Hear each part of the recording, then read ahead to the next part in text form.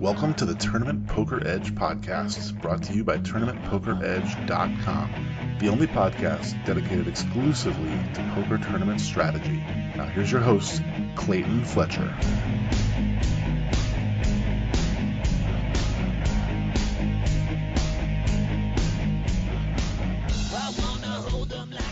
Hello once again, everybody, and welcome to the Tournament Poker Edge podcast. I'm your host, Clayton Fletcher, and I'm so excited to be back with you guys. I appreciate you guys downloading and listening and all of the comments that we received. You can tweet me at Clayton Comic. You want to tell me what you think of the podcast, the new format, or just the fact that we're even doing this again. I know people are pretty excited.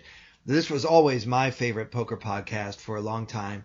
And I'm just glad to be part of bringing it back to the people, power to the people. There were some sound problems last week, and we do apologize for those problems. We were not aware of them while we were recording the podcast. Hopefully things have improved and you can hear me loud and clear. I'm going to bring in our guest in just a minute here, but I want to thank you guys for checking out the podcast and for rating and reviewing, whether it's iTunes or Stitcher or whatever other platform you use, Podbean, wherever you found us and whatever platform you use to listen to your podcasts. We appreciate the ratings and the reviews. We read every single comment. It just means a lot to us all. All right, so without further ado, let's bring in Mr. Jason Smith. He is a TPE coach and professional poker player. Jason, welcome to the podcast. Thanks, Clayton. I appreciate you guys having me. Yeah, so before we get into some hands, I know people love to hear strategy and stuff, but let's just give them a framework. Maybe some of the listeners aren't familiar with you. You can just kind of give us a little bit, the elevator pitch. Who is Jason Smith, and why should I listen to what he has to say? All right, perfect. So I started playing poker professionally in late 2006 or late 2007, something like that. So it's 11, 12 years now. Great. I have been a private coach for the last 6 or 7 years, and I also do a Twitch stream, which is how I sell most of my coaching, is through that. I am an instructor here where I just completed making my second video series. It is a mid-stakes tournament live sweat where I made a couple of deep runs, and you got to watch me play live instead of it being like a review. Great. So we got to talk through spots like that. Yeah, that's kind of the gist of it. That's kind of who I am, where I come from. And speaking of playing online, you are doing so right now. In full disclosure, guys, we are recording this episode on October 10th, 9 p.m. Eastern Time. And Jason, you are in the middle of a few tournaments right now, correct? That is right. It is the online Super Series on ACR this week, so there's a lot of really big tournaments that we don't usually get. Right. So I am partaking. Okay, so if at any time during this episode you guys feel like Jason has tuned out, it's probably because he's all in one of the big tournaments and he wants to find out whether he survives that or not. Yeah, good. So let's talk about the World Series of Poker main event.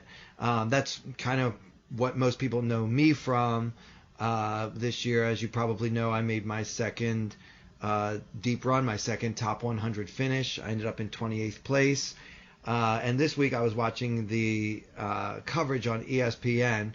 What about you and watching poker on TV? Do you watch much poker? Are you one of these guys that I just can't stand to watch poker because when I go home from work I don't feel like watching my job on TV? Or do you still enjoy watching like on Poker Go or on ESPN? I do enjoy watching a bunch of the Poker Go stuff. I enjoy all the World Series coverage, that kind of thing. I'm kind of a snob when it comes to what poker I'll watch. I find it really, really boring to watch like nosebleed cash games where guys are just staring at each other and nobody's like when the table's having a good time. I watch poker for entertainment, not for education. Yeah, that makes a lot of right? sense. Yeah. So I like being entertained, and so when it's like Lon and Norm in the booth, that's awesome. Or Nick Schulman brings really great insight, and him and Ollie are really fun together, so I enjoy those guys too. But yeah, like sometimes watching those nosebleed cash games or whatever on Poker Go, it's just like, oh man, this couldn't be more boring. You know? Yeah, I agree 100%. And I mean, that's actually one thing that I kind of had in the back of my mind as I was playing this year, and they had so many cameras on my tables at all times. And I said, I could maybe show people at home that you don't have to be boring and just staring down your opponents at the table. You can have a good time. And many people have commented that I appear to be the only person in the tournament with 100 players left that was still having fun. Yeah. So I take pride in that. I mean, I don't care what stakes I'm playing for, how much is at stake. I think that first and foremost, we're playing a game, and we should try to enjoy it. And I really did enjoy every moment. At one point, I told them I never wanted it to end, but that when it did end, I was hoping there would be a bracelet on my wrist. It would have been nice to win the main event championship bracelet. But I think I have to be pretty happy with the $230,000 that I won for 28th place. So I'm definitely not complaining. So nobody write me angry letters about my first world problems or whatever. Yeah. So I agree with you. I've been checking out the coverage for the kind of old school 1 hour per week reality show version, and they've really gone back to not showing the stack sizes, not making it all about strategy, definitely having a lot more fun. This is clearly a different product. The Poker Go, they were showing us like live during the summer, 12, 14 hours a day sometimes, and even on ESPN where they're just, they're trying to bring people the actual moment-to-moment decisions and all of the outcomes that happen. Now on ESPN, the last few weeks, I've noticed that it's gone back to basics where let's make it fun. People at home, most of them don't know the difference between the hijack and the button. It doesn't really matter that much. We're just trying to show them that, people play poker for a lot of money, and then they give a little bit of strategy, but they're really doing a lot more with the stories. They did quite a bit about my backstory, how my mother was a poker player, how I'm a comedian when I'm not playing cards, and all of that was, I think, a good idea, a really smart move as far as attracting more viewers. I think we need to get the fun back into the game. Absolutely, yeah, and I like how they do that too. When you feel like you get to know the guys when you learn their backstory, when you hear about your mom and you hear about your being a comedian and that stuff, you start to feel a connection with them, and then you root for those guys because you feel that connection. So it only makes sense they would do that, Yeah, and they mentioned several times how me too, and they mentioned several times how the eventual winner, John Sin, was a homeless poker player. Not homeless in the sense that he couldn't afford a house, but just that he didn't have one because he'd basically been traveling the circuit and just, kind of crashing on people's couches or doing hotel life or whatever. Or doing like the nomad thing, right? Yeah, the nomad thing. So he kind of joked several times that he was the homeless poker player, which I think really angered Carlos Welch because that's what he's known for around here. So, I think they did a good job of kind of distinguishing between the two products. If you want to spend, $10 a month, and I don't see why anyone wouldn't subscribe to Poker Go. If you're at all interested in poker, you can just have so much content. You should definitely do that. I think you can get it for $89 a year, which is, really a bargain just for the sheer amount of content. And that's a product more for people who are quite serious about the game. And then you have the ESPN version, which is a little bit more for fun, kind of maybe more for the casual fan at home that just wants to watch some gambling on TV and enjoy it. So, I tried to do my part to make it entertaining, and I hope that people enjoyed watching me play. I'm ready to get into some hands if you are, Jason. Absolutely, let's do it. All right, great. So we're going to day 6 because that's where they are in the coverage. But, full disclosure, some of the details of the hands that they showed me playing on TV, they either caught them in the middle and they didn't go back to how the hand actually started. I have, obviously, insight that you don't see in a 1 hour TV show because I was actually sitting at those tables for 8 to 10 hours at a time. So I'll be giving some background that you may not have seen if you did happen to watch when it premiered, I believe, last Sunday. Anyway, in this hand, it's day 6, kind of early in the day. The blinds were 80,000 and 160,000 with a 20,000 ante. So there is 240 plus 180, 360K in the pot. And I am in the hijack holding pocket 8s, the 8 of hearts and 8 of spades. Mm-hmm. So, I mean, I think it's pretty... It's not exactly controversial to say I decided to open this hand. I think it might be controversial if you didn't. Right, yeah, exactly. Like, how tight do you need to be? So I have 7 million behind here. Okay. So we're fairly deep. Like just under 50 blinds or so, like 48, 49 blinds, 47 blinds, something like that. Yeah, sure. 50, yeah, right, 49 blinds. And also, as many of the listeners were teasing me last week, like you, I'm kind of old school. I talk about M, so I'm trying to bring M back if people don't mind. So my M in this pot is around 20, and I feel like that's a little bit more useful as far as understanding my stack to pot ratio before the flop, which is actually more important to me than exactly the number of big blinds I have. But we'll give both for those who are more comfortable with one or the other. So anyway, I opened to 360, which had been kind of the standard opening bet at this table. So it gives me a good price. I'm betting the amount that's already in the pot to try to win the pot. I'm also happy if I get a caller with pocket 8s. My opponent is 2 to my left, so he is on the button, and he raises to 950, and his name is Nimrat Rian. He has 20 million behind. He's one of the chip leaders at this point. My stack was probably just below average. I'd say the average around now was about 9 million. So this 3-bet might be scary under normal circumstances, but I need to tell you a little bit about Nimrat Rian. This guy has literally been in 80 to 90% of the pots. To say that he was loose would just be understatement of the century. We talked about a hand last week where he overcalled from the hijack with, I think, a 6-3 offsuit. So I don't get the feeling he's played a ton of poker. I don't really think he is making decisions based on a solid strategy. More so, he's just a guy having a good time. They were joking about him on the broadcast, actually, that he doesn't reveal much about himself. Like, he wouldn't tell them where he lives or how old he is. So, when you get onto a TV table, they have you fill out a questionnaire, and this guy just, he left almost all of it blank. So he's kind of an international man of mystery, Mr. Rian. So he makes it 950, and then everyone folds back to me. So again, I raised to 360. He made it 950 from the button, folded back to me in the hijack, holding pocket 8s. Should I call or 4-bet? Yeah, so it's an interesting situation here, right? Because the stack size is so awkward for just like a 4-bet, right? Like if you were in a 4-bet here, you'd have to go to like 24K or 30K, something like, or I'm sorry, 2.4 million or 3 million, right? And so you only have 7 million to start the hand, right? Yeah.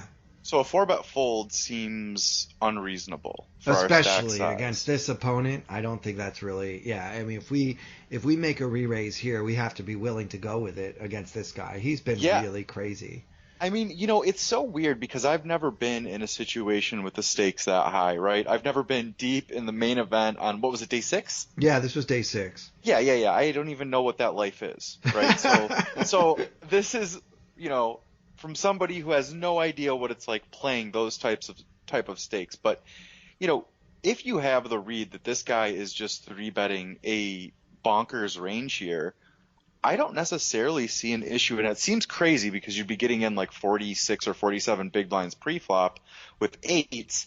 But it seems reasonable to just get the money in pre-flop and take down the 1.5 million that's in the pot. That's a 20% chip up to your stack.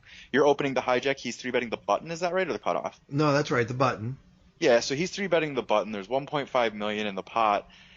I could understand, given the stakes, sometimes flatting.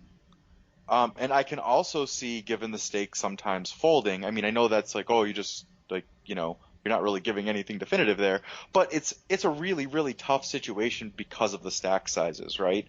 And my tournament sense leans towards a jam, but again, I've never been in the ICM situation of the main event on day 6, so Yeah, I what's mean, correct there? It's tough to say. yeah, I mean, and those considerations do come into play, probably more so for other players than they do for me. I know everyone always says this, but I really care about winning the tournament. I don't consider ICM as much as most professional players probably do, and that's probably a whole one of the many leaks that I have in my game is that I just kind of play for the win.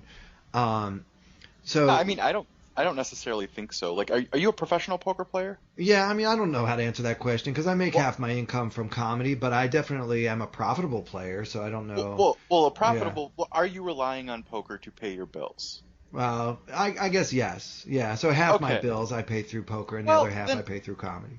I mean, ICM is something good to get familiar with for sure, but I definitely understand the, playing to win mentality. There's still like how many people left in this thing? 44 at this Yeah, point. yeah, Yeah, yeah. 44 players left. Yeah. So you're not even close to a pay jump either. You're still 9 players away, which could be like a couple hours, right? Or Yeah, maybe we even just longer. It could be 3 or 4 right. hours before the next pay jump, right? Right, definitely. So you're not that close to the next pay jump, and I mean, yeah, I have a feeling if I was in that situation with that read on that player, my chips would just end up in the middle, and it would be like, all right, let's play this, let's get this 1.5 million, and the times he calls, it's gonna suck, but we'll just have to try and win the flip, or get there if we need to. You But I know, think it's gonna be super profitable to just jam yeah, and I pre-flop. think you're There's that right. much dead money. I think Mhm. calling is profitable, and I think that jamming is also profitable. In this particular spot against this guy, I decided to call, and my reasoning was that he is going to be pretty easy to read. I've been playing with him for a long time. I know what his tendencies are, and he's clearly not a professional player, to put it Mhm. delicately. I mean, he's just I know what's going on with this guy. He has 3-bet with so many hands. I almost didn't want to let him off the hook, although that sounds crazy because I only have 8s. But 8s versus this guy's range are the nuts. I mean, I don't really want to let him fold like ace 4 offsuit or whatever else he chose to 3-bet with. That said, you could shove 8s and get called by ace 3 offsuit from this player. So that's not even, it's only a third of his stack, and I think that he's pretty unpredictable in that sense. So I decided to take the little more conservative route here, although I definitely agree that calling is profitable. I mean, shoving is profitable, and I chose to call. So we end up Sure. seeing a flop, okay? It's, So we have like 2.2 million in the pot now, right? yeah, Roughly. that's right. Yeah. Okay. There's Okay. 2.2 in there. We have 6 million more behind, so we have a pretty Yep. easy to play, less than 3 SPR. Yep. So I'm comfortable with all of that, and that's another reason I called, because I'm not going to have such an awkward decision post flop. I'm either going to go with this hand, or I'm going to hate the flop and get out. So, and I can let this guy hang himself a little bit too, because he does tend to do that. So anyway, the flop comes down, king of hearts, 4 of hearts, deuce of spades. So it's a king 4 deuce with 2 hearts, and we have the 8 of hearts and the 8 of spades. So, Mhm. I mean, all in all, a pretty good flop from my hand. I like the flop. I don't love it, but I like it. I decided to check. Do you agree with that? Yeah, I would check all of my hands to him here. Okay, No matter, great. basically, there wouldn't be a flop that I would lead in this situation. Right. Okay, good. So I checked, and I think I'm checking my entire range as well, actually. So yeah, we're on the same page there. And into I think it was 2.3 million to be exact. He bets 700K, which remember he raised pre-flop to 950. Yep. So now against a professional opponent, this bet size would set off some alarm bells to me, or it might mean nothing to me, because against a pro who balances his ranges, this is a pretty decent flop to have some down bets, as some people call them. And so, in other words, against someone that really knows what he's doing, the 700K doesn't always mean weakness. But against this player, I read it for weakness. Sure. So that, given that information, how to proceed? Should we just flat, or do we want to raise him? Well, I mean, all right, so this is a really interesting situation here, right? Because if your read is he's weak, there's two ways to look at it. Do you want to just call and get him to continue bluffing, or do you want to protect your equity and take it down now because there's a ton of chips in the pot already? And I think my tournament sense tells me that if I really think that this guy's range is so wide and he's weak on his sizing, if his sizing makes his range generally weak, then I would think just check jam it here and take down a 3 million chip pot and just go get a huge chip up in that situation, Yeah, I do. I like it. I like the play a lot. With the same kind of thinking, I chose to do a small check raise. I just made it 1.7, which I actually thought would be scarier. Now, given he doesn't have that much hand reading talent, to say the least, but I felt like jamming could look like a flush draw, and then I don't have the benefit of taking down the pot without going any further into it.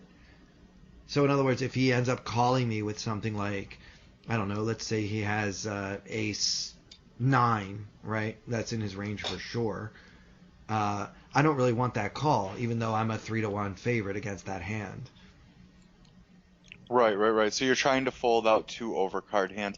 But don't you think, so here's the issue that I see. He's an inexperienced player, right? Yeah. And so he's going to be making some inexperienced decisions. And instead of reading you for super strength and just folding, if he gets overly ambitious, or he gets, like, his ego gets in the way and he decides that you might be bluffing or might have a flush draw, you're giving him an even better price. You're not exercising all the fold equity you could exercise, and making him call off with hands like ace 9 or ace jack on that board.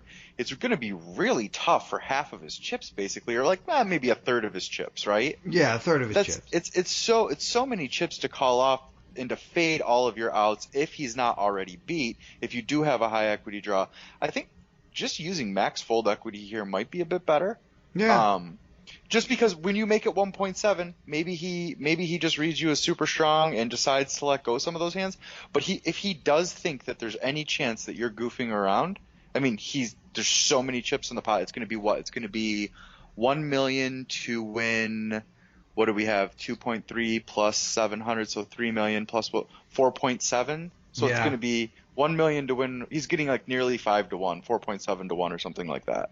Yeah, and you know what? The more I think about it, the more I like your shove here. I definitely think shoving is better. I think what happens when you get into these late stages of the main event is you tend to value your own tournament life maybe more than trying to leverage your fold equity. Because you're just thinking of it, as I mentioned, I do try to make all the money. I go for first place in pretty much every tournament that I play, but at the same time I think a little bit in the back of my head was like, do I need to shove to get this done, or is 1.7 going to do it? It turns out but I think all things considered, I like your shove better. As it turns out, he folds. So nice. I'm thrilled. And, I could watch it on Poker Go. He had the ace of diamonds and 7 of spades. So my read on his small flop bet was correct. And also, I think a lot of people like to 3-bet the button, but I think ace 7 offsuit is a pretty wide hand to do it with. This is just how this guy plays. Yeah, you would only want to be doing that versus like very passive opponents. Yeah, you know, absolutely. it's not a very good 3-bet choice unless you're playing against somebody who's just not going to be able to compete with you post flop and you have position or something like that. Right, and he just didn't have a skill edge in this spot. But he's not even thinking in those terms. I think he kind of just acts on a whim. He's I'm going to do this now, so see how that goes. And it's been working for him. He's one of the chip leaders with 44 left in the main event. So I guess it's been working for him for 6 days now. So he caught some fire at the right time, huh? Yeah, I mean that's the nature of tournament poker, as I'm sure you're probably seeing on your computer screen right now against some of your ACR opponents while we're talking. But all things considered, I think that your play is superior to mine. Also, I should mention that at this table, I've been pretty much on lockdown. Now, I usually like to play a pretty loose, aggressive style. I like to mix it up. I like to get involved. I feel like people fold too much in general, and I like to, give them the opportunity to make that mistake as often as I possibly can. However, in this table, I have not only Rianne on my left, I also have another player on my left who has just been just loose and crazy. Those who are watching the coverage might remember his last name is Seichow, and he's wearing like a Portland Trailblazers jersey, and he's just playing like way too many hands. So these two really, really loose guys on my left were forcing me to shut it down and just keep keep myself under control. So I think this is one of the few hands I opened with those guys on my left. I was opening value hands only pretty much at that table. So that one worked out. And after that, I had an above-average stack after winning that nice little pot there. It didn't last long. A few hands later, I got into a coin flip with my tens against a shorter stacks ace queen, and lost that flip, which dropped me down all the way back down to 4 million, which was less than half of the average stack, and that is also the the nature of tournament poker, right? So that's how it goes. You got to take those flips and you got to win them. So I didn't win mine. So let's see. Now here's a short stack hand that I thought was interesting. A little bit later on with the same blinds, 80k, 160k with a 20k ante. Our table is 8-handed. We have 40 players left in the tournament, and I was in third position, or what some of you might like to call under the gun +2 at an 8-handed table. I have the king of diamonds and 10 of diamonds. I have 3.4 million in my stack, and there's 340 now in the pot. So how many people were dealt into the hand? So 8 of us. And so 8 of you. Okay. Yeah, so now there's 2 folds to me, holding the king 10 of diamonds. Is this a fold? Is this a shove? Or is this just a standard open? So you're like a low jack here, right? Let's see. 8-handed, under the gun +2. Yeah, I guess that is the low jack. It's middle late position. However, I'm just trying to think of what our range would be here, right? Like which range I would be using in your situation. So I think I'm not sure if you asked what. Oh no, you were still explaining the hand. I'm sorry, I cut you off there. No, it's up to us. 2 folds. My question is, in this spot, in this position at this table, do I have the option of folding, or do I need to get involved now because I am a short stack in the tournament? I don't know. Is this an open? Well, so you have over 20 blinds. You're in the low jack. You have a suited king 10. I mean, it's definitely a hand that qualifies as an open here. You might have, if you have reads at the table that they're just going to be 3-betting you like almost always. Depending on sizing, if they have that wide of a range, you could even go for a 4-bet jam if you just open for the minimum here. If you just open to 320, maybe you could set up some 4-bet jams if you have enough hold equity. But I think this is one of those type of hands from this position that you're gonna want to obviously just be raising. You're gonna want to have some raised folds in your range and some raised calls in your range. I think this is going to be one of the better raised folds because if you do get calls, there's going to be plenty of semi-bluffing opportunities. You're going to get plenty of flush draws, straight draws, top pairs, hands like that you can continue betting and winning the pot with. So I don't know. If it was King 10 off, I would definitely fold it here. But King 10 suited, I think, is just a little bit too strong, and I would definitely open. All right, cool. Yeah, we have 20 big blinds, 20-ish big blinds. We have M of 10-ish. So I think under those circumstances, these kind of hands are hard to play. I definitely considered folding, but instead opted to open to 360, which again has been the standard. That's what everybody's doing on pretty much every open at this table. So I figure why do anything different? Why call attention to this hand? Just another hand that I'm opening. And everybody folded. But my question was, what would I do if one of these loose guys on my left chose to 3-bet me? And I guess putting this hand into maybe some of these kind of hands into a 4-bet shoving range is probably okay, especially against these opponents. Well, yeah, if you have guys who are going to be 3-betting you very, very loose, now it just is going to kind of depend on your fold equity too, because you don't want to do it if, say you make it 360 and they pump it to like 1.2 million and then your fold equity is sort of very thin. Right, because they're going to be offering themselves some odds. But if they're making it 960, I think you have plenty of fold equity and you can go for it. Yeah, cool. So their sizing is going to be the biggest factor in whether or not we should go for the 4-bet jam. But, if your reads are correct, which I'm going to honor that they are, these guys are 3-betting way too loose. I would just give them the old 4-ball. Yeah, all right, good. All right, so that's a good spot. All right, so I took it down there. Kind of kept myself alive. I'm just trying to hang around that, 20 blind range, not get too short, and see if I can get a spot. I was card dead for quite a while, almost at the end of this level, which remember, in the main event, the levels are 2 hours long. Yep. So now there are 39 players left, and there is a pay jump at 36, where I think it went from $140,000 to $180,000. I could have those numbers wrong, but yeah, there is a substantial pay jump coming. Danny Tang, who has been pretty tight, again, it's that 8-handed table, same table. This guy Danny Tang has been pretty conservative, not opening a lot of hands.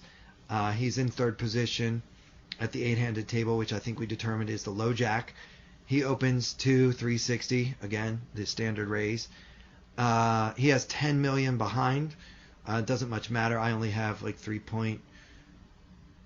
Actually, at this point, I had been card dead for a while. I was down to 2.4 million, and I'm on the button with ace 10 offsuit, ace of clubs, 10 of hearts. Everybody folds to me.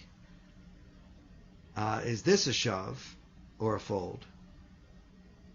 It folds to you. You have 3.4 million. It's the same blind level? Yeah, sorry, I have 2.4 million because I've been card dead for a while. So we have 15 blinds. Yeah, so I've been waiting for a spot. Is this that spot? Do I shove here? Yeah, I mean, there is an argument for going for a raise, and then depending on who the guys in the blinds are, if they're looser and they're going to put you in looser, you can go for some raise calls. If they're on the tighter side, going for some raised folds. If they're going to just call a lot, you can play post flop in position with a good hand, kind of keep your tournament alive a little bit longer that way. I think there's a decent argument for that, but you can't go wrong with a shove. I mean, a shove is going to turn a profit, and you're going to definitely get called by some weaker hands at times. Like they might call you with a king queen, or they might call you with a weaker ace at times, and definitely some smaller pairs that you're flipping with. So a shove is totally fine here, although I do see a reasonable argument, especially at this stage of the main event, for putting this in your raise fold / raise call range, depending on the opponents behind you and what they're sort of capable of. Yeah. Okay, so I went really old school in this spot and just kind of applied tournament poker for advanced players by David Sklansky kind of logic. I felt like the gap theory applies here when my opener is such a tight player. He hasn't been involved in too many pots. He's kind of in middle position here. Oh, wait, there was an opener in front of you. Correct. Oh. Yeah. Just a reminder, everybody, Jason is playing 4 tables right now on ACR, so he might not realize. I'm sorry. I forgot about the guy in front of you. I was thinking it folded to you with 15 blinds. Okay, That's why I was giving you you're like, what are you talking about? Yeah. Face folding. Yeah. No. I apologize. So with the guy in front of you, I mean, it's going to be depending on him. Depending on what you think his opening range is. If you think it's wide enough that he's going to have a bunch of folds when you jam, then it's almost always a jam. But if he's been really, really tight and it's the main event and you think he's only opening the very top hands, then I would just fold. Well, what if he's somewhere in between? I think he's on the tight side. Not that he's really, really tight. I mean, he's not a total rock, but I felt like he had been tight enough for long enough that I wanted to respect his range. Full disclosure, I did choose to fold this hand, but I definitely second-guessed whether that was the right play. I think it's fine. If you think that if he's on the tighter side, the more honest side of things, and you don't think he's going to be opening loose enough, then I like the fold. I think it's an exploitative fold. It's not a standard fold.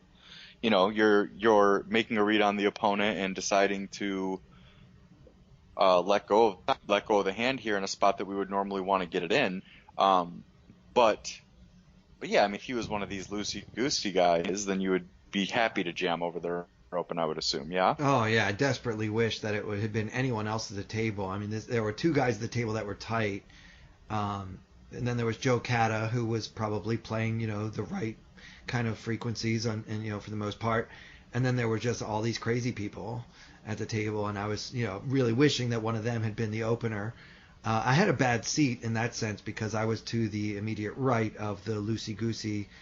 At one point, I commented that the 2 players on my left, which is Rian and Seychelles, they were going to battle against each other. And at one point, I joked with them that they are the best show in Vegas because they love the drama and they were just like talking a lot.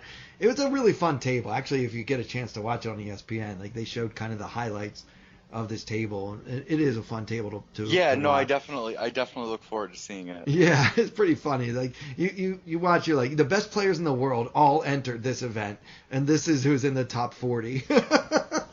It really will crack you up. So anyway, I made the fold and thought about it for like 2 months until I finally saw it on TV the other day. And results oriented. I try not to be too results oriented, but it is nice when you make a decision to be able to find out what, in fact, your opponent had in that particular instance. I know we think in terms of ranges and, just the right play against his range, not necessarily this particular hand. That said, it was nice to see that he had ace-queen. And I don't know how many much worse than ace-10 hands he actually has in his range because, I think one thing you probably haven't experienced if you don't play a lot of live is the way, especially when the pay jumps are substantial and especially if it's inexperienced opponents that haven't been there before, people really, really tighten up. So the tight players get tighter, and the loose crazy players seem to get looser and crazier. So it's kind of an interesting dynamic that you won't find like in an online tournament or even in your nightly tournament at your local card room. It's just something crazy happens in the main event where people will make ridiculous folds. Yeah. I mean, I can imagine. I can only imagine. Like, I mean, I can't imagine what I might feel like in those spots. I would like to think like, I would just approach it the way I always approach every hand, but there's got to be a little something extra there. Yeah, and hence my 1.7 million before instead of shoving, because I think that was factoring into my decision. It's like, well, maybe I'll just try a little raise and see if that works. And then I justify it by saying this won't look like a flush draw. So in this spot, I'm happy to see that I kind of dodged a bullet there in a sense. Like I got away from this hand with a very short stack, which I think it is pretty much a standard. The standard play would be to shove it against most opponents, but not against this guy and not in that spot. And then it was kind of gratifying to see that in that particular instance, I did make the right play against his exact hand. So a little while later, really like on a pay jump now, 37 players left. The blinds went up, so we took a little 20-minute break. My mom was in Vegas, and my mom's a poker player, so we got to like hang out. We went outside and talked about some of the hands I played and stuff. That was really fun. Nice little break for me. And then, Nice. yeah, it was cool, just having my mom there. So in this spot, I have 2.3 million in chips. So I'm a very, very short stack. I might be the shortest stack in the tournament. If I'm not, I'm one of them.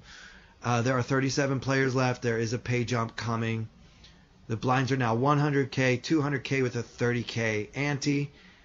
And it folds to me in the hijack with... I'm sorry. I'm in the hijack with ace of hearts, 3 of hearts. It does not fold to me. Alex Harrow on my immediate right. So he's in the low jack. Opens to 450. And he's got 9 million behind. I have ace 3 of hearts. Against this guy, now I obviously need to talk to you about Alex Harrow. He's no Danny Tang. He's been quite involved in a lot of hands. He's made some very loose calls in big spots, like for all of his chips. He's the kind of guy that I think would open from the low jack position with probably 60 or 70% of the hands. Oh. Yeah. So well, then this is just an easy get it in then, right? I thought so. If he's opening that wide, I would certainly be willing to cram a suited ace there for sure. Okay, so any suited ace would be in your shoving range here. Yeah. Any All right. suited ace. If he's opening that wide, I mean, my range would look something like any pair, any suited ace, probably something like ace 8 offsuit and up, and maybe even throw in an ace 5 offsuit. It would look something like all Broadway combinations, offsuit and suited, and then like 9-10 suited, 8-9 suited, and maybe like a jack 9 suited in there with those. Wow. And maybe something like that. Yeah, if he's opening 60-70%, he's just full, and he's only probably calling you with like the top 10% of hands, right? Well, I don't know about that because he's going to be pretty well priced in to call with a lot more than that. I mean, he might not do so, but when he makes it 450 and then I shove for 2.3 million, with all the blinds and antes that are already in the pot. I mean, before we even deal the cards, there's 540K already in the pot. So then he puts in 450, and so now we're basically at 1 million already in there. So I shove 2.3 million, so there's 3.3 million. Only costs him another 1.9. 1.9. So he's more. getting like, 1.6 to 1 or 1.7 to 1, something like that, right? Yeah, close to 1.7. Yeah. So let's think though, like even if you are shoving all of the hands that we talked about, what range do you think he puts you on? Right, and especially because given that I'm in the hijack, I'm not on the button, I'm not in the blinds doing this. So I mean, I still have 4 players yet to act behind me, which is why I was surprised to hear what your range is here, because you're really fading a lot of bad things that could happen to your left now. But I guess it's just desperate times call for desperate measures, right? Well, yeah, it's one of those things, and it's like, let's think about it. This guy's opening, you're 3-bet jamming. What do we expect calling ranges to be behind us? Right. I'm just saying they could wake up. Yeah, they could wake up. Yeah. They could, but it's just going to be so rare, right? Like, they'd probably call with something like, certainly jacks plus an ace king, and then maybe some of the better players might include, tens and ace queen in their range, right? Sure. Yeah, and then probably folding nines even after it goes raise and shove, right? Well, some players would, but not these guys. These are the loose guys I've been describing. Okay. Yeah, they're going to call. They're going to call with any pair, I think. Oh wow! Even after it goes open and then and they have this other guy with 9 million chips like active in the hand still. Yeah, I mean, I might be overestimating what their ranges are, but I just didn't see these guys folding too many pairs. It's actually hard to describe the opponents that I had at this table and do it justice, because it was a wild freaking table with 4 tables left in the main event, 5 tables left, and this is what we had. It was really crazy. So I mean, maybe not any pair, but I don't think they would fold 6s. Oh, wow. Okay, well then we have to retool our range a little bit here. That's what I thought. If they're calling off with that many hands, behind you, maybe I would pass on this spot then and, tighten it up to something like, probably all my ace 10 suited and offsuit up, and then my king queens, and then pairs like, sixes plus or something like that.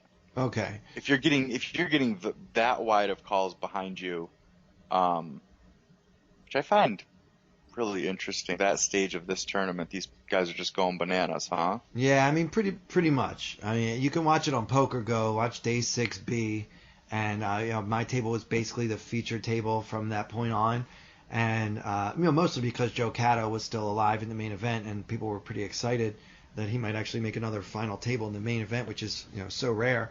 But yeah, I happened to be there too, which was fun because they got to give me some exposure as well. But yeah, this is not your typical late stages of tournaments where you just play your normal ranges. I mean, this is a different kind of table. That said, I shoved. I just went with it. I said, you know what, I have 12 big blinds. Alex probably doesn't have me beat. He's opening so wide. And then I'm just going to fade the chance that I get called behind. Although, I mean, one of these guys behind me could pick up like King Jack suited and call. I mean, they were wide. So it wasn't we're used to evaluating based on standard ranges and standard opponents. This is a really different situation, which maybe makes it more of a fold. But especially with 37 left and there's a pay jump at 36. So maybe I should have folded, but I did move in. So you should, what ends up happening here? Yeah, so he calls and my hand holds up. He called with King Queen offsuit. Yeah. Which I think is a good call by him. Like, obviously, given the price of 1.7 to 1, having a King Queen, I mean, I have, his range, he's doing fine against my range. Yeah, especially if we have ace 3 suited in our range. Which he can't know, though. Honestly, I've been pretty tight at this table. He can't know that I could have ace 3 hearts, but yeah, it's still, obviously it is in my range because I had it. So Yeah, no, I mean, honestly, I think if I was in your situation there, it would be really difficult to not shove over this open, especially versus a loose player. I think I would most likely go for it, even with the looser guys behind. It's just going to be so rare. I said we tighten our range up to what I said earlier, but the more I think about it, it's like even if they are calling with sixes plus and, ace 10 and up or something, that's still that's like 15 or 18% of hands or something like that, or like less than that, maybe 15 or 12% of hands. Yeah. It's just like not going to be often enough for them to wake up with one of those hands. Right. So there are two kind of game theory questions that I had about this spot. Number one is, like we can fade the chance that they pick up, even if their range is that wide, we can fade the chance that they might have something to call me with, even when they have so many hands to call me with. But then there's the other side of it, which is I might be the shortest stack in the tournament right now. I just have to wait for one more person to bust, and I earn another $40,000 real money. Mm-hmm. So even though I said that I like to play for first, I'm not stupid. Is this an ICM spot where I should just say, there are enough factors? Well, no, if you're the shortest stack in the tournament, then you should just be playing basically plus CEV, which means you're playing if it's a profitable chip EV spot, not money EV spot, right? Got it. Yeah. But that depends too on what are the other stacks that are around you? When are they going into the blinds next? I mean, there's so many factors that you can't see in a live tournament because are you allowed to get up and walk around the tournament area and scope out stacks at this stage when there's a pay jump? Nah, I don't really think they don't really enforce whether or not you're allowed to do that, but, I didn't really have an opportunity to do that because my table's up on and I'm up on a stage, with cameras and lights and stuff, and the other tables are down below, so that wasn't really an option either.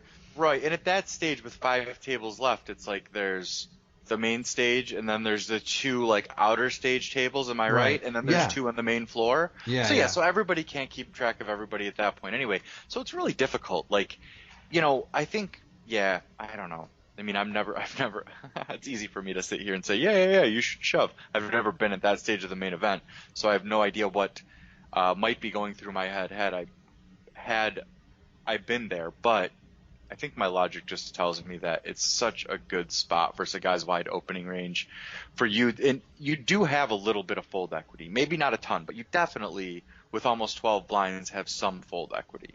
Well, I tell you, Jason, I'll tell you what went through my head since you don't know what would go through yours. Yeah. I shoved and immediately thought that I'd made a mistake. And then, I was like down on myself in that moment right after I shoved, because I said, this was stupid. Like, I should have just folded, waited for somebody to bust, lock up that extra, get the pay jump, whatever.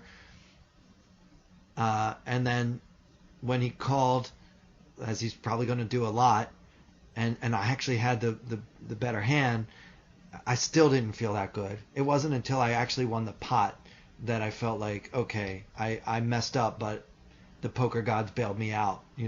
That was how bad a mistake I thought it was at the time. So hearing you say, even after I tried to describe why I thought it was a mistake, hearing you say that it wasn't, and that you would have done the same thing, it feels great, because I've been thinking about that hand for so long. Yeah, no, I think the majority of the time I would be super happy to get it in there in your spot. That's fantastic.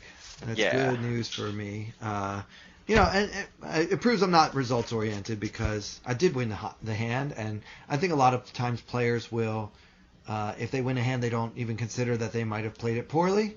And here was a hand where I actually more than doubled up, and I felt like I probably played the hand poorly. So I'm glad that you disagree that I played it poorly, because it's always nice to have a pro tell me that I don't suck. That always feels good. So do you have time for one more hand?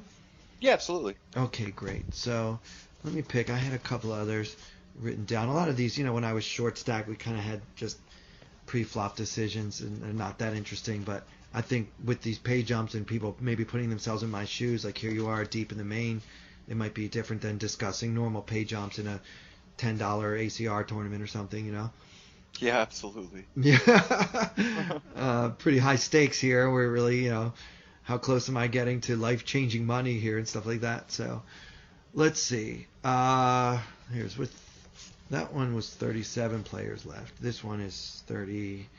Let's see. All right.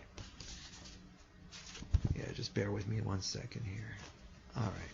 Yeah, let's do this one. Yeah, this was a real interesting hand. This is a good one. We have done pretty well since that hand I just talked about, and with 29 players left, and there's a pay jump at 27. So with 29 players left, the blinds are still at 100K, 200K with a 30K ante. We are at a 7-handed table now.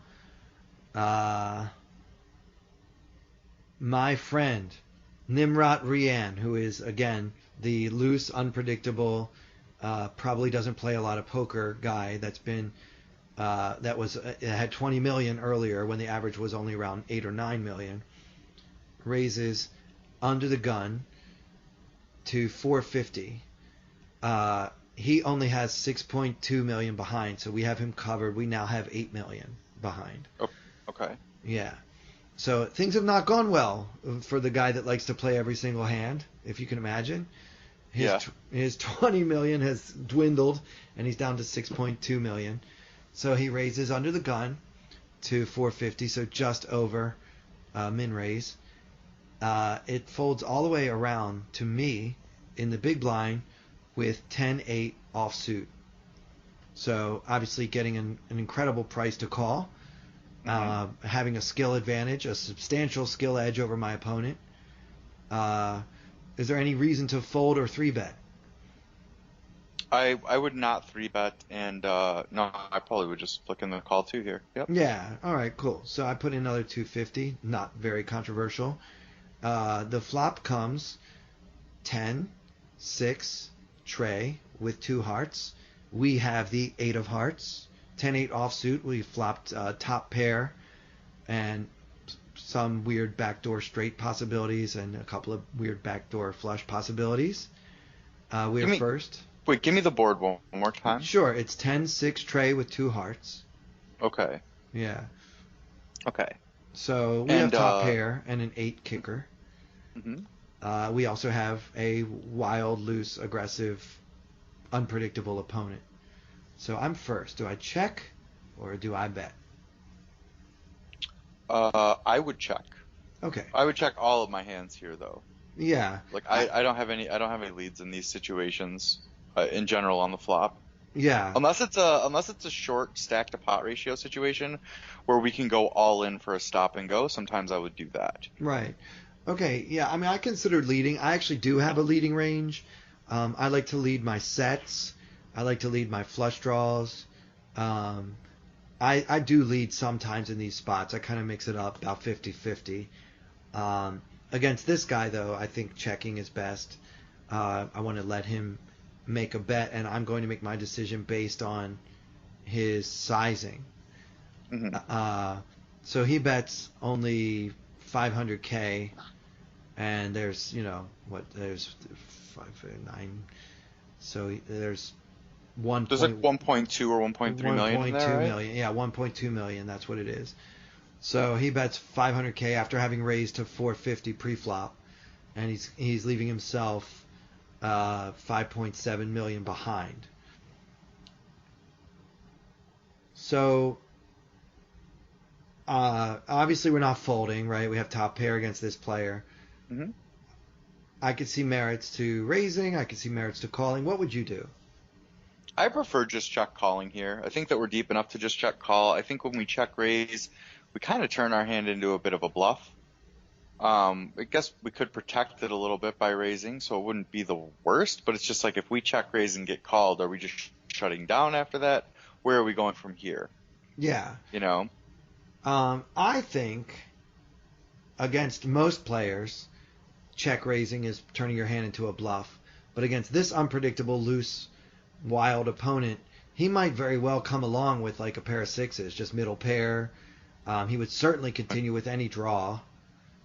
Maybe not any draw, but any flush draw, and probably a lot of straight draws as well. He might even continue with ace high.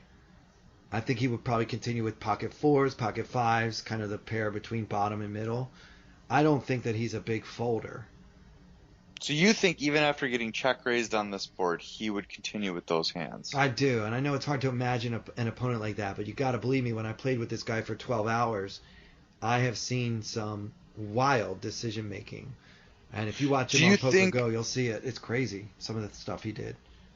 Okay, so another question is, do you think that he would continue barreling those hands across a lot of different turns, or do you think he kind of just checks back the turn a lot? I think he would, if we check raise a normal size and he doesn't have us beat, he's usually going to check back on the turn.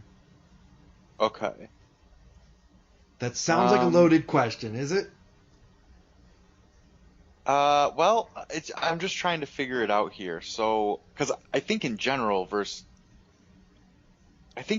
on a board texture like this with my specific hand, I would almost always just check call it. Now he's gonna have, what is he? He started the hand with 6 million. He opened to 450, about 500. So now he has like just over 5 million left. Yeah. And there's 2 million in the pot. Right. So if you are gonna raise here, I mean, are we just gonna go to like 1.5 million and then be happy to get it in? Yeah, we could do that. I mean, that is certainly a line that I think is profitable, believe it or not, against this particular opponent. So if the line goes something like this, like I'm just trying to get it all straight here. If the line goes, he bets 500K, you check raise to 1.5 million, he shoves for 5.7 million total or 5.8 million total, whatever it is, you're calling? Yeah, we have to. Against this player, we have to. I mean, this is not a player against whom folding top pair is correct. This guy, especially the way he's been beaten down, like a lot of my game is about kind of analyzing what's going on in my opponent's head. And so this guy has gone from 20 million 4 hours ago all the way down to 6 million now. And, he's beaten up. He probably feels like he's been taken advantage of at this table. And he might just put his foot down and say, you know what, you check raise me. I'm just going to shove with my heart draw or with my pair of sixes or even with nothing. I guess if he's that loose, you can exploitatively make this check raise. Honestly, I think the vast majority of the time, I would just be going for a check call here. But if you have this exploitative read, I'm not going to begrudge you all this value if he's willing to just punt it off. Yeah. Yeah. So, I mean, this is how firmly I believed in my read. I went all in. I mean, I didn't actually go all in, but I bet enough to put him all in if he wants to call. Oh, okay. So you just went check shove here. Okay. I just check shoved it, and the reason why is because I felt like I could get value from a hand like 7-6, maybe like ace-3, bottom pair with an ace kicker. Yeah, if he's calling off with all these hands, then yeah, I like it. Plus, it serves as protection if he just has like king jack or something like that. Yeah, and then I take it down. I don't have to worry about seeing any more cards that I don't like with my top pair. Fair enough. Yeah. Well, he tanks for 5 minutes, and I wondered for months until I finally saw it on TV the other night. He folded queen 10, so he had me beat. Oh, wow. So it did work as a bluff. This is just one of those hands where I just, I thought that I could get him to call me with worse, and he actually ends up folding better. So, Yeah. Yeah, that was I mean, wild hand right there. If he's folding queen 10 there, then I think we can assume he's probably folding all those other hands too, right? Yeah, I mean, well, actually, a player like him, I think that he's, unpredictable. So he might sometimes fold queen 10. He might sometimes call with pocket deuces. He just wants to be the hero. Like he's going to make the hero fold and going to make the hero call. Yeah, he's probably wearing a Superman t-shirt under that. Yeah. I mean, he's just this guy, like this flashy Asian guy with like, sunglasses, like sparkly sunglasses and lots of jewelry. And like he's an international man of mystery. So I mean, I love playing live because you get to like see who your opponent is. And if I ever played against this guy online, I wouldn't know like how much fun he is to be with. There's something about being at the table with a character. And I assured him after the hand that he because he took 5 minutes to fold. I said, "Don't worry, I had you. Don't worry. I was so sure. Like my hand is the nuts." Against this, you flop top pair against a player like that. I just didn't think there was any chance. My hand was no good, and I thought I was going to get called by worse. So I'm trying to tell him he made a good fold. He's like, "Why? What did you have?" I said, "I had a 10." He's like, "Oh, I had a 10 too." I was like, "Oh, you did?" Oh boy. Yeah. Well, I guess maybe I didn't have you. All right, cool. So yeah, that was a hand that they showed on the broadcast as part of a narrative about how I was getting people to fold better hands. I think late in tournaments, I do tend to ramp up my aggression, maybe too much, but it has worked for me throughout my career, where I feel like when there's a pay jump coming or when there's a lot of money at risk or there's a final table bubble or whatever, I feel like people they don't play enough hands. And so even though in this particular spot, my logic was not that I was bluffing him and trying to get him to fold a better top pair than what I had. I was doing all the things you said, like trying to get value from the other hands that I thought I was beating and I thought might call me. I can get value from flush draws. I can even maybe get him to fold hands like King Jack, like you said. Those hands have a decent amount of equity against mine, and this pot's big enough for me to just take it down. But I felt like I was playing for value here. I wanted him to call me with a 6. So I was shocked and pleased that I managed to play badly enough to get him to fold the winner. So there you go. Tournament poker strategy, I don't know what I'm doing, but somehow I got 28th. Yeah. Oh man, that's a pretty awesome hand though. It's pretty interesting how that ended up working out. Yeah, and it's a big shove, like you said, he only bets 500K and my shove is for over 5 million. So it's, it's 10 times his bet. It's 3 times the pot. It's a big shove no matter how you look at it. I mean, it's not obnoxiously big, but it's a good sized bet that I wouldn't normally make. I think against most opponents, checking and calling with top pair, medium kicker is absolutely standard. And I'd probably just do that for 3 streets against most players. Let him continue to bluff me, whatever the case may be. But against this guy, I just felt like I had a value shove that would also serve to protect my hand against 2 overcards. So Yeah, I was wrong. He folded something better, but not much better. I think he definitely calls with ace-10, obviously, but yeah, maybe he was worried about his kicker, or maybe he just felt like, sometimes when you're evaluating another player's psychology, you get it backwards. Like, for me, if I'd been beaten down from 20 million to 6 million, I might say, I'm going to be more careful now. I'm going to try to, methodically get that stack back, or maybe just try to, do the professional thing and not think about how big my stack used to be, but just play the stack that I have now. But I feel like when you're up against an amateur opponent or one that's not that experienced, it's better to think about what that player is thinking. And that's what I was doing in this hand. I like this hand because I was wrong about what he was thinking, but I had a logic and a reasoning behind the play that I made. And the narrative on ESPN shows the opposite, that I had turned my hand into a bluff, but in fact I was not going for a bluff at all. It just worked out that way. I guess old school pros, we would call that a merge, right? Where sometimes he folds better, sometimes he calls with worse. So I guess I had a merged range there, but just not on purpose at all.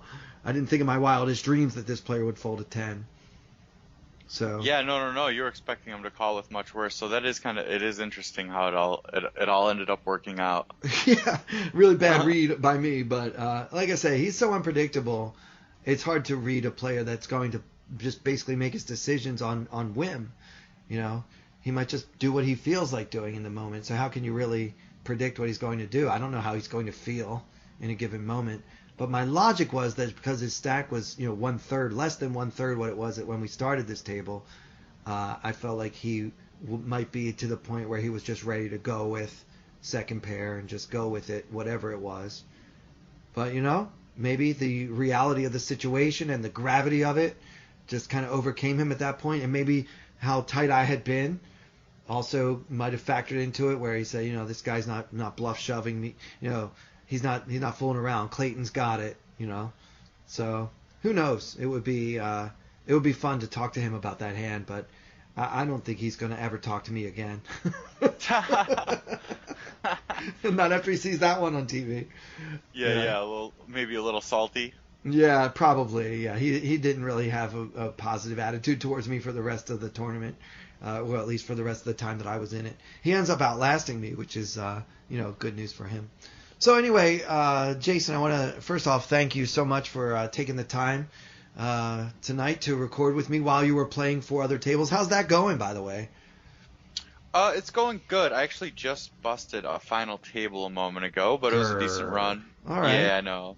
And but I still have a couple other stacks going, and we're trying to make something happen. Hopefully, it's a long night ahead of me. Yeah, I hope you have a really long night ahead of you, and I'll be checking you out. How can people follow you? Are you on Twitter? I know you said you Twitch. Give everybody all the information so they can learn more about you. Sure. Yeah, so you can follow me on Twitter at SnostnLostPoker, or on Twitch at twitch.tv/SnostnLost. I stream there as well. What is this SnostnLost? How did you come up with that name? So it's like the past tense for snooze you lose, SnostnLost. Great. I actually got it from a music artist. It's a line in one of his songs. He says, "You snooze you lose, well I've SnostnLost," and I just thought that was kind of cool. So that's where I got it from. I want to hear that song. Who's the artist? It's by a guy named Mike Doty. Okay, great. I'm going to look for that. And the song is called "I Hear the Bells." You'll hear it in there. You snooze, you lose, and he's SnostnLost. Yeah. So that's where I got the screen name from. It was just from an artist I like or whatever. Great. Well, we'll be looking forward to more videos from you on Tournament Poker Edge. And guys, remember, if you are not currently a TPE subscriber, highly recommend you do so. It is the only website in the world that is totally dedicated to tournament poker strategy. We have the best coaches. Obviously, you can tell from my conversation with Jason here. He knows what he's doing and he knows what he's talking about. And you can watch him play 4, 5, 6 tables at a time on TPE. So go to tournamentpokeredge.com. All right, well, for Jason Smith, I want to thank you guys for listening. I'm Clayton Fletcher. Have a great one.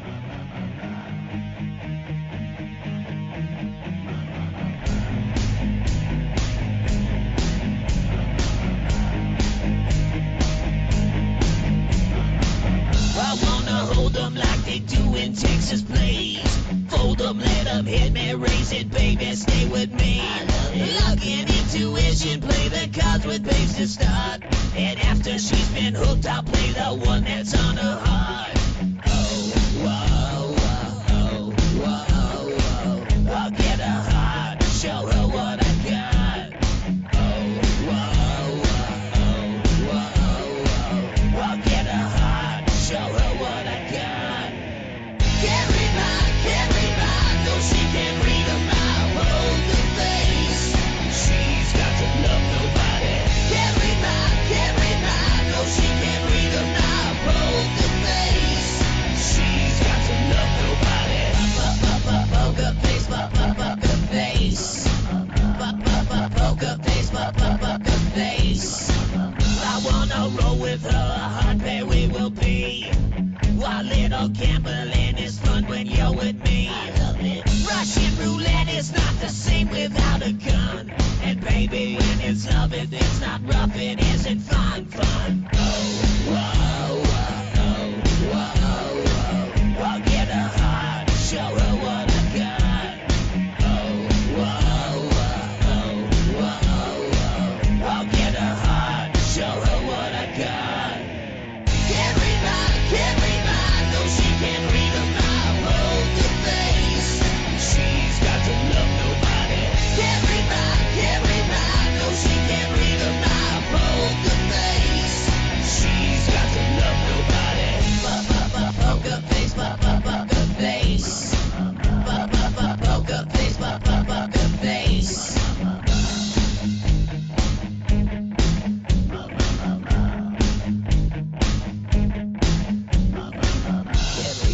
Can't read mine, no, she can't read my poker face. She's got to love nobody. Can't read mine, no, she can't read my poker face. She's got to love nobody.